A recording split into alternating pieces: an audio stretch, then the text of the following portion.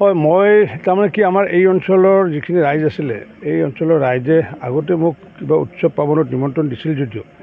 যে গয়া ৰাইজ হিচাপে এই অঞ্চলৰ ৰাইজে মোক নিমন্ত্ৰণ দিয়া নাছিলে বা এওঁলোকে জনাইছে যে আজি মই যেতিয়া মানে মই হেৰিত গৈছিলোঁ আপোনাৰ কি ৰাতিপুৱা ক'ত গৈছিলোঁ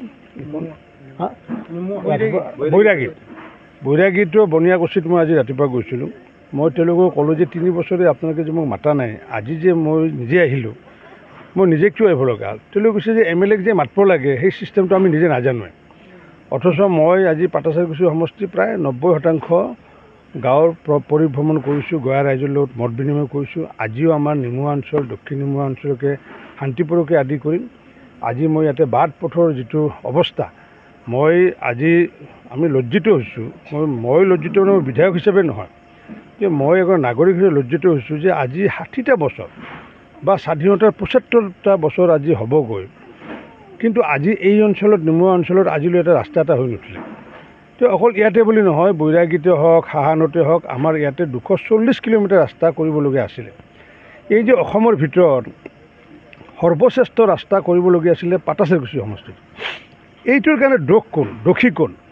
কাৰণ সৰ্বভোগ সমষ্টিত ৰাস্তা কৰিবলগীয়া আছে মাত্ৰ 31 কিলোমিটাৰ কিন্তু ইয়াতে কৰিবলগীয়া আছে 240 কিলোমিটাৰ অসমৰ মাননীয় মুখ্যমন্ত্ৰীয়ে এদিন কৈছিলে যে অসমৰ কোনো এটা সমষ্টি নাই য'ত ইমান মানে ৰাস্তা কৰিবলগীয়া আছিলে গতিকে পূৰ্বতে যিসকলে পাপ কৰিছে মই প্ৰায়শ্চিত্ত কৰিব লগা হৈছে গতিকে সেই পাপৰ ফলস্বৰূপে 240 কিলোমিটাৰ ৰাস্তা ৰৈ গৈছিলে ভগৱানৰ কৃপাত আমাৰ নিমুৱা অঞ্চলৰে হওক বা আমাৰ পাটাচাৰকুছি সমষ্টিৰ ৰাইজৰ সহায় সহযোগ আৰু আশীৰ্বাদত মই ইয়াতে MLA হোৱাৰ পিছত এতিয়া 140 কিলোমিটাৰ ৰাস্তাৰ কাম ইতিমধ্যে সম্পূৰ্ণ হৈছে বা ৰাস্তাৰ কাম কৰি আছোঁ আৰু আগন্তুক দিনত যি 100 কিলোমিটাৰ আছে তাৰ ভিতৰত আমাৰ নিমুৱা ৰাস্তাটো আছে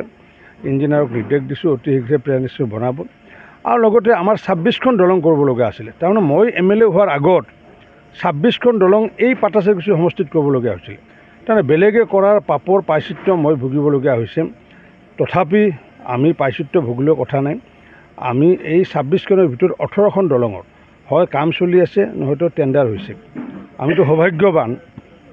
যোৱা মাহত এটা মাহত মাননীয় মুখ্যমন্ত্ৰী ডক্টৰ হিমন্ত বিশ্ব শৰ্মা ডাঙৰীয়াৰ নেতৃত্বত আমি এটা মাহত 12খন দলঙৰ আমি টেণ্ডাৰ পাইছোঁ আমি গতিকে এইটো এটা ঐতিহাসিক এটা খবৰ আমাৰ পাটাচাৰকুছি সমষ্টিৰ বাবে মই ভাবোঁ যে আগন্তুক দিনত আৰু আমাৰ যি 2টা বছৰ আৰু বাকী আছে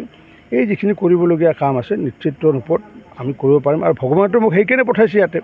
নহ'লে পাটাচাৰকুছিৰ লগত মোৰ একো সম্পৰ্কই নাই মই ইয়াৰে মানুহ ক'লা না বগা মই নাজানো লাম্বা না চাউৰা নাজানো মোকো নাজানে ক'লা না বগা লাম্বা না চাউৰা ধাম ধুম ভোট মাৰিছে অসমৰ দ্বিতীয় সৰ্বশ্ৰেষ্ঠ ভোট দিছে মুখ্যমন্ত্ৰী ডক্টৰ হিমন্ত বিশ্ব শৰ্মাক জালুকবাৰীত 77% ভোট দিছিলে মোক দিছিলে 72 মোক চিনি নাপোৱাকৈ জানা নোপোৱাকৈ যিটো ভোট দিলে ৰাইজে তাৰ কাৰণে মই আজি নিমুৱাবাসী ৰাইজকো মই মোৰ শ্ৰদ্ধা আৰু সেৱা জনাইছোঁ আৰু আগন্তুক দিনত নিশ্চিত ৰূপত যিখিনি কাম কৰিবলগীয়া আছে আমি আগন্তুক দিনত কৰি জাকত জিলিকা কৰিম কাৰণ কিয় যিহেতু সাহিত্য সভা আহি আছে গতিকে আমি সেইটোৰ কাৰণে বেছি আমি লক্ষ্য ৰাখিছোঁ যে এই পাটাচাৰকুছি সমষ্টিখন যে জাকত জিলিকা কৰিব পাৰোঁ যিকোনো খবৰৰ বাবে যোগাযোগ কৰক আমাৰ এই নম্বৰত 7099017330 আৰু 7099017110